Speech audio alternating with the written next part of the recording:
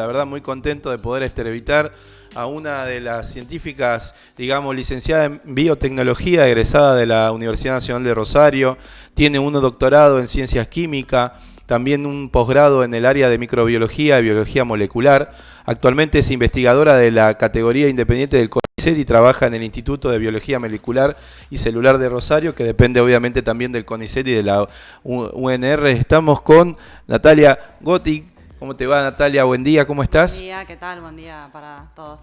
Bueno, muchas gracias por estar por acá en el piso de Estación Online. Este programa que se llama La Otra Orilla siempre trata de darle un foco a los temas que tienen que ver con la innovación, que tienen que ver con el desarrollo de tecnologías que pueden llegar a ser una solución para un montón de problemáticas y sobre todo para todos los ciudadanos. Y la verdad, viendo este proyecto que vos llevabas adelante, que tiene que ver con una solución para la potabilización del agua y que bueno, hace tiempo que vienen trabajando un grupo de investigadores que integra también Natalia y descubrieron este método para potabilizar el agua de pozo.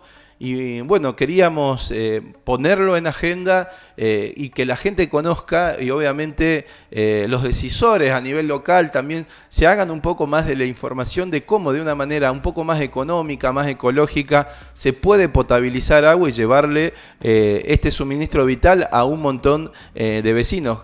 Así que, Nati, la primera pregunta, disculpen que te diga Nati, ¿no? Sí, no, perfecto. Es ¿cómo surge este proyecto? ¿De dónde? Contame un poquito.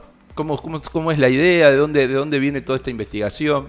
Bueno, el proyecto surge como, digamos, una problemática real que existe en nuestra provincia, en las localidades del norte de Santa Fe, digamos, su fuente de agua potable para el suministro de agua no viene de agua de red porque están alejadas de las plantas potabilizadoras, grandes plantas potabilizadoras. Exacto. Entonces, en estas comunas, en estos lugares, lo que se hace es hacer una excavación subterránea de la cual se extrae el agua, ese agua se lleva a un tanque general y de ese tanque general se provee el agua a toda la población. Bien. El tema es que al hacer estas excavaciones subterráneas, metales que naturalmente están presentes en las napas de tierra se filtran a estas aguas de pozo y bueno, a concentraciones que se encuentran a concentraciones no permitidas para el consumo humano. Para el consumo humano, bien. Principalmente, hablando del norte de la provincia de Santa Fe, se encuentran los metales hierro y manganeso. Muy bien. Entonces, desde el Centro de Ingeniería Sanitaria, que también depende de la Universidad Nacional de Rosario, surgió buscar una solución a esta problemática ya desde hace muchos años. Actualmente este lugar está dirigido por la ingeniera Virginia Passini. La doctora que me comentabas, digamos. Sí, que también es funense y... Bueno, la vamos a invitar, ¿eh? Sí, sí. También en otra oportunidad. Bueno, y en este sistema lo que se hace es el agua que se extrae de la excavación se pasa por dos filtros, un filtro grueso de grava y después por un filtro más fino de arena. Bien. En estos filtros... Que son como piletas. Son tanques. Bien. Tanques donde el agua ingresa por la parte, digamos, son filtros ascendentes. El agua ingresa por la parte de abajo, sube y después pasa al siguiente filtro. Bueno, y en estos filtros, en el filtro de arena, que es el filtro más fino, se pegan las bacterias que están naturalmente presentes en el agua. Como el hierro y el manganeso, digamos, para eso. Claro, bacterias, microorganismos que están viviendo naturalmente en el agua. Las bacterias se encuentran en todos lados, en el aire, en el agua. Bueno, estas están naturalmente en el agua.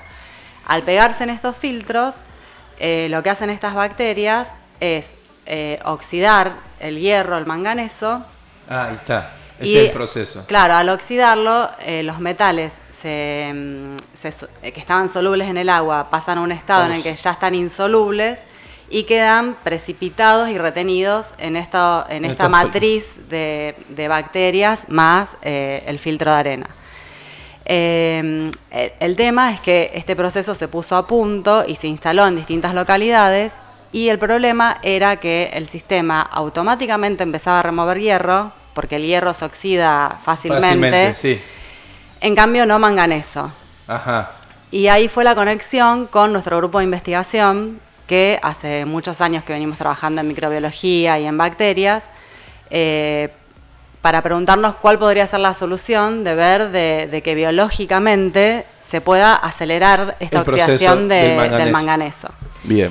Y bueno, nuestro grupo de investigación lo que hicimos fue partir de estas plantas de las plantas que ya estaban en funcionamiento desde hace muchos años, que al haber pasado muchos años ya estaban removiendo manganeso. Claro. Porque el tema es que el proceso se termina dando, pero es muy lento. Muy lento. Cuando decimos lento, ¿cuánto? ¿Meses? ¿Años? Y entre 6 meses y un año, claro, o sea, aproximadamente. Y el agua ahí que está estancada, digamos. Y en ese estadio intermedio hay que ir viendo de mezclar el agua que va surgiendo del proceso con otra fuente de agua para bajar las concentraciones de metales. Bien, pero bueno, claro, te entiendo. Digamos, lo ideal sería que desde que uno instale el sistema, apenas lo instala, empiece a remover ambos metales. Ambos metales, y cosa de que se acelera. O sea, que lo que ustedes consiguieron fue acelerar el proceso físico-químico de que el manganeso de alguna manera tenga el mismo tiempo del hierro en oxidarse, digamos. Claro, que se oxide más rápido y bien. Entonces, bueno, lo que nosotros... Estamos aprendiendo, ¿eh? O sea, estamos aprendiendo. Si el proceso es biológico, sí, que a diferencia de los procesos físico-químicos que eran los que se usaban antiguamente, sí, oxida los metales de una forma biológica. O sea, las bacterias son los microorganismos encargados de oxidarlo, porque a ellas también les sirve oxidarlo, sí, para crecer, para vivir. Sí, claro. O sea, es una cosa que a ella le sirve y nosotros lo utilizamos para potabilizar el agua. Exacto. Antiguamente, los procesos físico-químicos, lo que se hacía era para oxidar los metales, agregar químicos, que tienen la contra de que son menos económicos, digamos, porque sí, uno tiene que hacer la inversión de comprar reactivos y además no son ecológicos. No, para nada. Y después terminamos consumiendo ese producto con una cantidad de químicos muy importante, digamos. O sea, más allá de que puede ser para el consumo, en general no es lo mismo, digamos. Claro, y este sistema es, digamos... mucho más ecológico y natural, digamos. Es natural y al no tener que agregar químicos, tampoco necesita de una planta de que haya operadores todo el tiempo controlándolo. Ah, mira vos, eso no sabía. Claro, o sea, el proceso que por ahí requiere poco mantenimiento en términos de personal o se tiene que hablar de que tenés muchas personas dependiendo del proceso. ¿Cómo sería? No, se disminuyen también los costos operativos porque el sistema funciona prácticamente solo, digamos, las bacterias se instalan en los filtros y el agua va pasando, se filtra y lo único que hay que hacer es ir controlando el flujo de ingreso, el flujo de egreso. Y además, cada tanto, digamos, hacer lavados de los filtros si es que se llegaran a tapar, digamos, claro, ir controlando todos esos parámetros. Con un parámetro ya, con algún procedimiento ya estandarizado, se puede mantener los filtros para la oxidación rápida del manganeso y el hierro, y de ahí tenemos agua potable, digamos, la salida sería eso. Claro, digamos, el agua que sale filtrada sale sin los metales. Sin los metales. Y después tiene un paso posterior que es ingresar en una cámara que se conoce como cámara de cloración, que es donde se hace el proceso de desinfección final. Bien. Porque, digamos, las bacterias que funcionan en este proceso quedan adheridas a los filtros. Bien. No hay gran presencia de bacterias, ni mucha más presencia de bacterias que en un agua normal, pero como cualquier otra agua, digamos, hay que terminar de potabilizarla haciendo el proceso de cloración, lo mismo que el agua de normal, red. Claro, el agua de red, que es el último proceso que se hace. Claro, entonces, digamos, operativamente lo único que hay que hacer es ir controlando todos esos pasos y obviamente tomar muestras y seguir la calidad del agua durante cada paso de filtración y después de cloración y demás. Bien, y volúmenes que estamos hablando, digamos, perdona, me estabas por decirme algo más, después te hago la pregunta. No, hay volúmenes, es el agua, yo ahora no me acuerdo bien los volúmenes diarios, importa, pero es el agua como para abastecer, por ejemplo, como una población como la de Las Toscas, Florencia, Villa Ocampo, son poblaciones que ya están usando este tipo de tecnología. Sí, tal cual. O sea, estamos hablando de una producción que puede garantizar el consumo de una familia, digamos, en un día, más o menos, de una población estándar en la provincia de Santa Fe que no supera, qué sé yo, los 10.000, 15.000 personas. Sí, totalmente. Y el tiempo de esta oxidación, esa aceleración, o sea, ¿cuánto tarda para que el agua sea un proceso continuo que yo puedo...?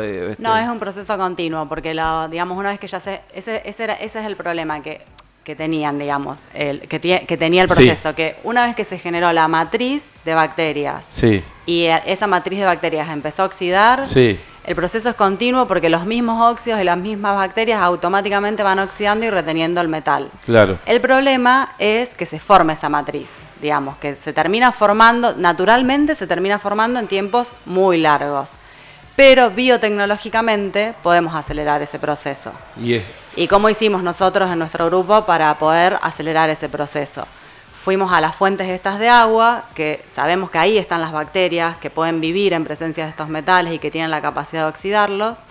De estas fuentes de agua llevamos esas aguas al laboratorio. Bien, ahí hicieron un análisis. En el laboratorio lo que hicimos fue, en medios de cultivos especiales, las bacterias, digamos, para crecer necesitan nutrientes y demás, que uno en el laboratorio lo puede generar esos medios de cultivos, que es como una sopa. Sí, te entiendo. Bueno, en esos medios de cultivos incubamos estas aguas y hicimos crecer a todas las bacterias que estaban presentes en esas aguas. Y de todas las bacterias que tuvimos, que bueno, fueron mucha cantidad de bacterias, por lo menos tuvimos muestreos de hasta 4.000, 5.000 bacterias que aparecían. Increíble, o más todavía. Buscamos en medios que se conocen como medios selectivos específicos, cuáles de todas esas bacterias tenían la capacidad de oxidar manganeso y oxidarlo eficientemente. ¿Cómo hicimos eso? Digamos, en el medio de cultivo nosotros agregábamos manganeso. Y veían cómo reaccionaban cada una de las bacterias. Si la bacteria se ponía marrón, significaba que se estaba recubriendo de óxidos. Y digamos que estaba oxidando el metal. Sí. Entonces eso fue lo que nosotros decimos screening o búsqueda. Esa fue la primera búsqueda que hicimos, digamos, de encontrar bacterias que oxiden el manganeso.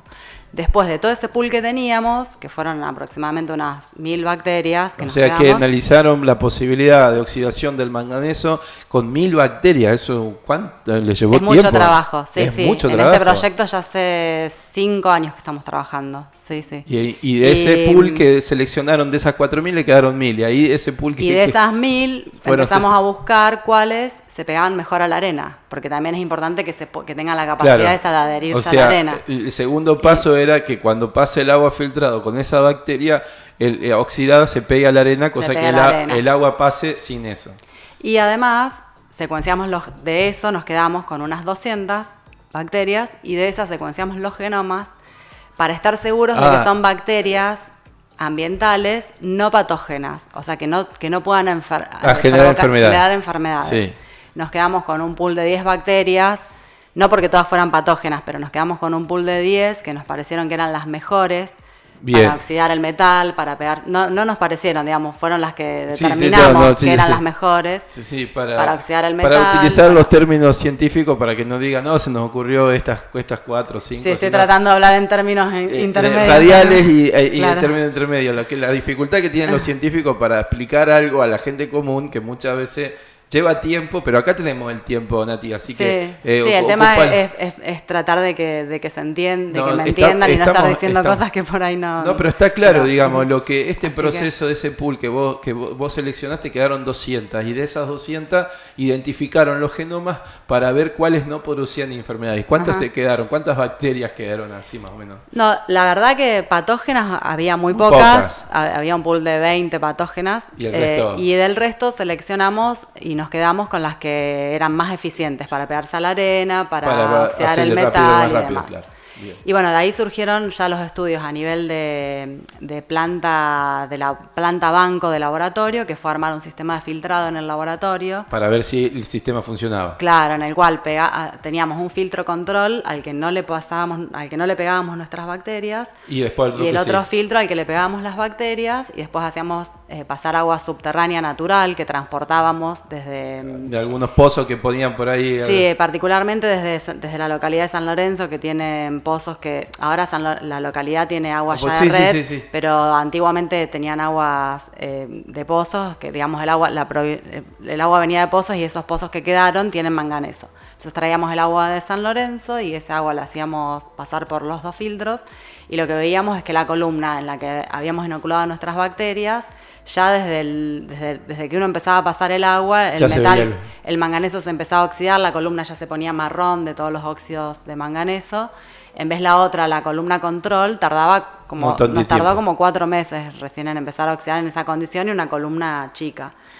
Y bueno, ahora lo que estamos haciendo, que que fue este subsidio que sacamos en el marco del programa del Ministerio de Ciencia y Tecnología. Sí.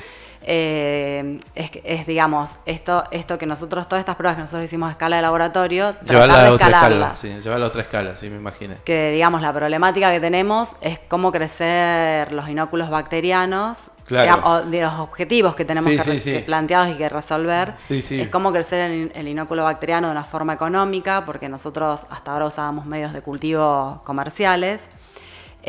Cómo mantener ese inóculo bacteriano en el tiempo y para después también llevarlo, digamos, no llevar el volumen, porque nosotros crecemos a la bacteria en medio líquido, después transportar todos esos litros hacia una comuna para poder pasarlo por el filtro. Eso ya es una cuestión, la logística de lo que significa operativamente todo ese inóculo de bacterias, llevarla a un lugar, te implicaría, qué sé yo, no sé, un camión tanque de alguna... Claro, tal cual. Para poder trasladarlo, eso también tiene un costo, y lo que están buscando es reducir ese costo. Claro, entonces. Que bueno, un poco ya empezamos a trabajar en estos objetivos. Bien.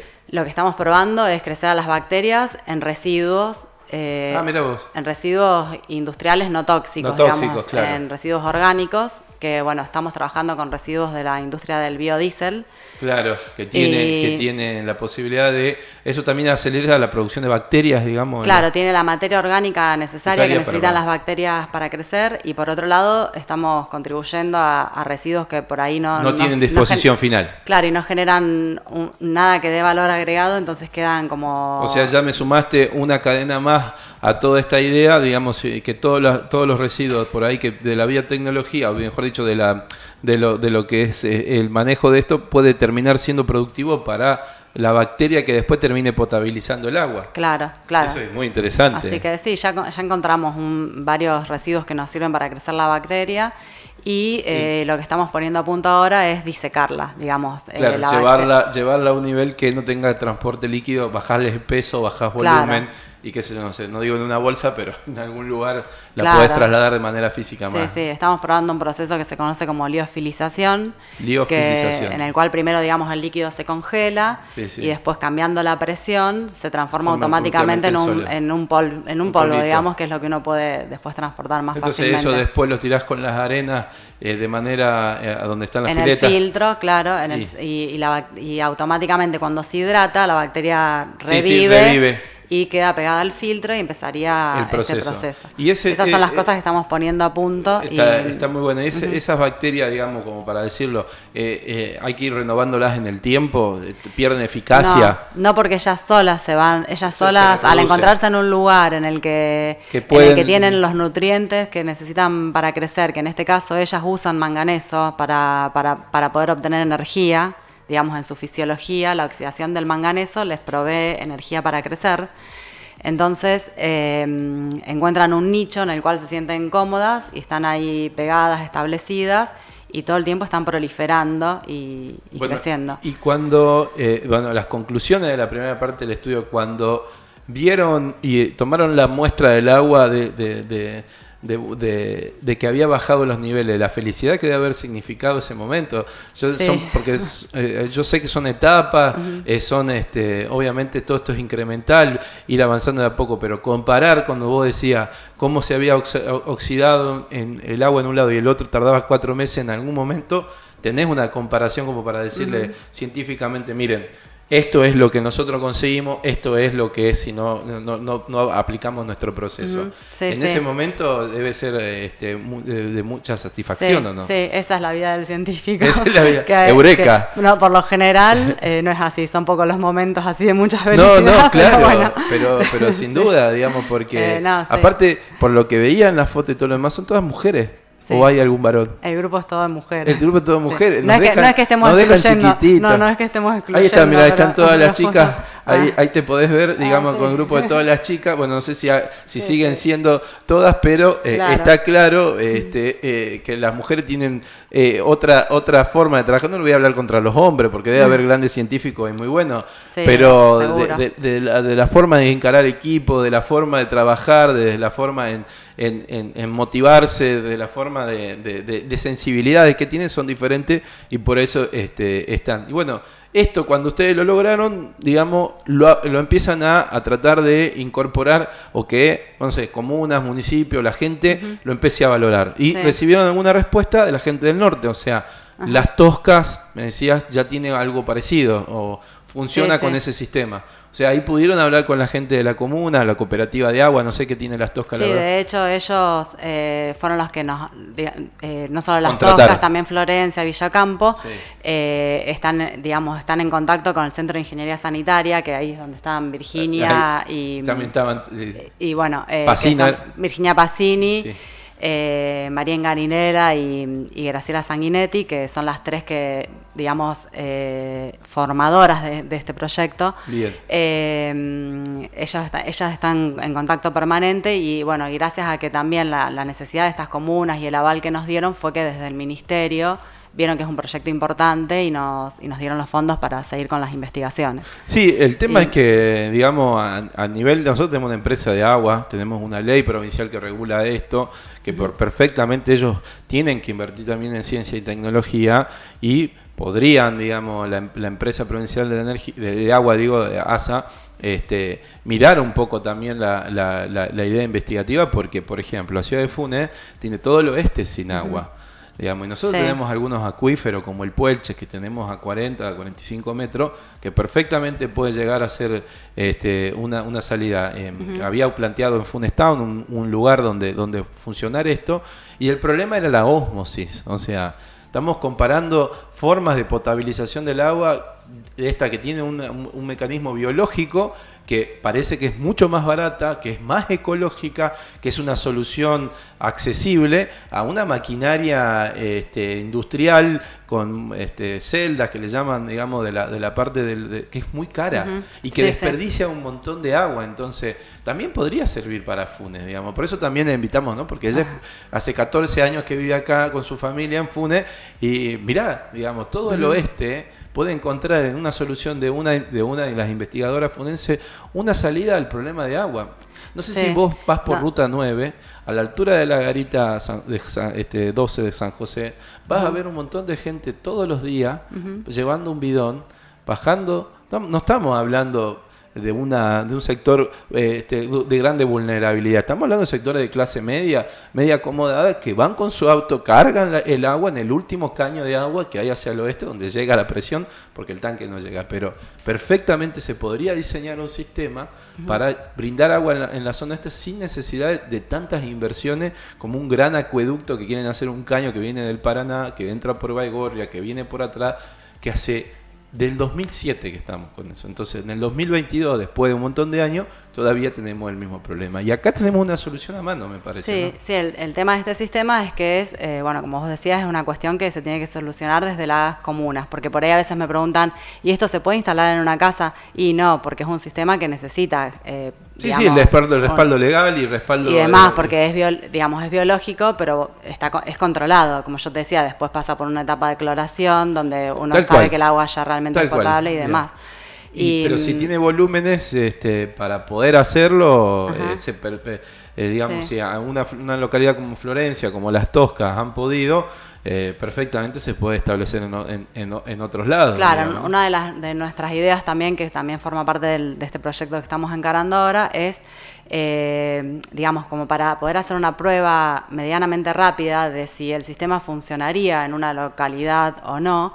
Lo que parte de los fondos del proyecto están destinados a construir una planta piloto móvil. Bien. Que, digamos, que es un... Que les permita probar todo el sistema. Claro, antes de tener que instalar una planta a escala real, digamos. Bien, y esa planta piloto móvil, ¿qué es? ¿Una especie de container con toda...? Es el mismo sistema que se usa en las plantas a escala real, nada más que en este caso son 3 filtros que tienen una altura de 1,70 m y un diámetro de 60 centímetros. Que se armaron de una forma compacta arriba de una estructura de hierro, de manera que se pueda levantar, montar y transportar. Ahora estamos construyéndola. Mirá vos. El paso siguiente es instalarla, que nuestra idea es a lo mejor instalarla en la localidad de San Lorenzo, que nos queda cerca, como para poder hacer las pruebas En principio en manganeso, que es por la problemática por la que surgió el proyecto. Sí, tal cual. Entonces, las pruebas iniciales que haríamos con esta planta compacta serían con nuestros inóculos, ya crecidos en los medios de cultivo estos económicos, liofilizados, todas cosas que todavía no pudimos probar en el laboratorio y ver directamente si funcionan en la planta piloto móvil. Y después, las ideas que siguen es intentar ver si estos mismos filtros pueden funcionar para remover a lo mejor arsénico. Sí. También habíamos pensado en metales pesados como plomo, mercurio. ¿Se encuentran cadmio. En el agua hoy por hoy esos niveles? No, pero sí en desechos industriales. Entonces, o sea que le podríamos dar un uso de disposición final del agua para algunos desechos industriales. Claro, o sea, el proceso no sería solamente para potabilización del agua, sino también para los desechos industriales. O sea, no digo para consumo humano, sino que sería para... ¿Y qué terminaría siendo? Eso es lo que nosotros pensamos. Sí, que, sí. Digamos, estamos en nuestra hipótesis, es la idea, y es lo que ahora estamos abocados a intentar probar. Claro. La hipótesis, lo más importante en las investigaciones. Claro. Como ciencias sociales, pero la hipótesis sigue siendo parte del disparador de todo lo que es la investigación, ¿no? Claro, tal cual. Nuestra hipótesis es que estas bacterias, una vez pegadas a los filtros y los mismos óxidos que están generando, que son óxidos que tienen la capacidad de poder oxidar otros metales. A lo mejor vamos con esta planta piloto, la instalamos en afluentes de alguna industria que tenga en sus residuos, no sé, cadmio, plomo, y probamos si funciona en ese caso sería como un proceso de bioremediación, no de potabilización. Sí, bioremediación para que después, suponete esa agua, si puede llegar a servir para riego, si puede servir para, no sé, digamos, cualquier tipo de actividad que sea inocua y que no genere ningún tipo de problema en el medio ambiente. Claro. Este es un compromiso. Bueno, ¿quedó algo? Creo que no sé. Escucha, te hago una pregunta ya más a plano. ¿Sentís el apoyo del Estado? ¿Cómo los investigadores ven, digamos, a la dirigencia política viendo en esto? En general, no para hacer valoraciones particulares, sino ¿está comprometida? ¿Falta compromiso? O mejor dicho, ¿estaría bueno, para poner en sentido positivo, que haya más compromiso? ¿Cómo lo ves? Mira, particularmente lo que pasó con este proyecto, nosotros empezamos a trabajar en el 2013. Fue que nos conocimos con Virginia y que... 9 años ya con este. Sí. Empezamos a trabajar significa... En el 2013 nos conocimos con Virginia, empezamos a intercambiar ideas, a ver qué podíamos hacer y demás. Escribimos un proyecto juntas que presentamos al Ministerio de Ciencia y Tecnología. En el 2015 fue la primera vez que recibimos dinero como para empezar a trabajar en este proyecto, porque el proyecto uno lo escribe, pasa un año hasta que lo evalúan, después 6 meses más hasta que depositan la primera partida de dinero y bueno. Empezamos a trabajar en el proyecto y desde esa fecha hasta el 2019 no volvimos a tener financiamiento. ¿Pero por qué? Porque era toda esa etapa de prueba, de investigación, pero a su vez de seguir tratando de conseguir financiamiento. Pero cuando uno se presenta y dice, estoy haciendo todo esto y todavía no tengo conclusiones. Claro que las conclusiones por lo general son en publicaciones científicas. Entonces hasta que nosotros, digamos, todo esto que yo te contaba del inóculo, de que aislamos, de cómo identificamos las bacterias y demás, uno también está generando conocimiento. Pero claro. Y ese conocimiento, para transmitirlo, se transmite en publicaciones científicas. Hasta que nosotros tuvimos los resultados suficientes y, digamos, los análisis estadísticos suficientes como para decir esto sí realmente funciona, llevó todo ese periodo de tiempo hasta que escribimos el trabajo, que se escriben los trabajos en inglés, se mandan a revistas científicas del exterior. Sí, porque las revistas científicas se escriben en inglés, ¿no? Lamentablemente en castellano, o sea... Y en Argentina todavía no tenemos ninguna revista científica que tenga un buen